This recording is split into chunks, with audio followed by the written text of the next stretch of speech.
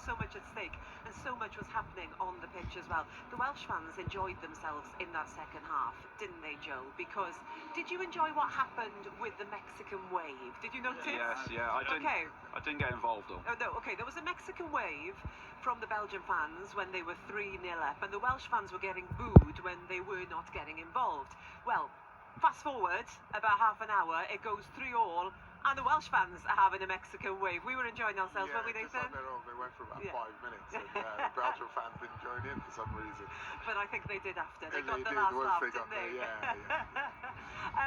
Where does this leave Wales, do you think, in the group? Because they still are hoping to automatically qualify, but the goals difference might make it change. You know, that's a big issue. So scoring 3 goals this evening is a big deal for Wales. Yeah, it is definitely. You know, you got to keep that goal difference down, and it still puts them in a fantastic position. A lot to ride on in the next few games.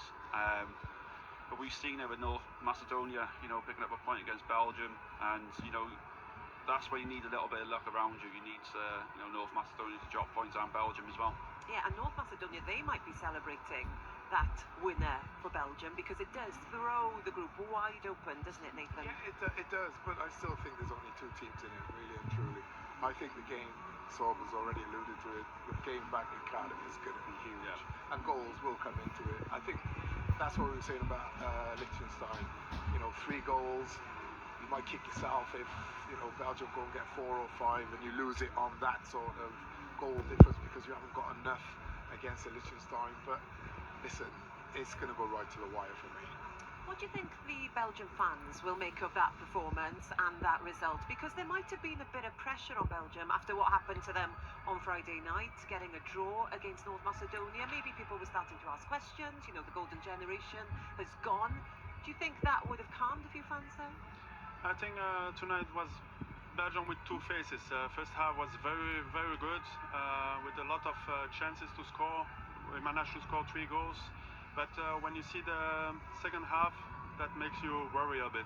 Yeah, I think that's the last feeling that you go home with, and that it they was did not switch off, and that they weren't at the races in that second half. Exactly. This is not a great feeling to finish the game. Obviously, we scored a 4-1. We won the game, but it's a lot of things to learn from this game. Yeah, I think if Luca Vecchio's sticks up his chance. He got substituted, didn't he? Sub got sub, right? That's how frustrated the manager was, I think, because he had a fantastic chance. We weren't even in our seats, and he skied it over the bar. If he puts that away, I think the momentum just shifts and goes with Belgium in that second half. And I think the reason the manager subbed him was when Wales started coming back. It's almost like you've missed that chance. You've got to come off because he just wasn't producing, as simple as that. He would have been so disappointed with that decision, wouldn't he? Yeah, I think as a player, when you come on a half time and you go out after 25 minutes, it's very, very disappointing, because also obviously your family is here, your friends are here, and you play for your country.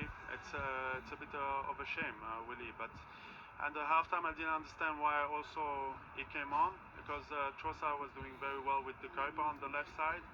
And that changed everything when you sub the left defender and the left attacker. It's totally different. It's never happened to any of you, has it?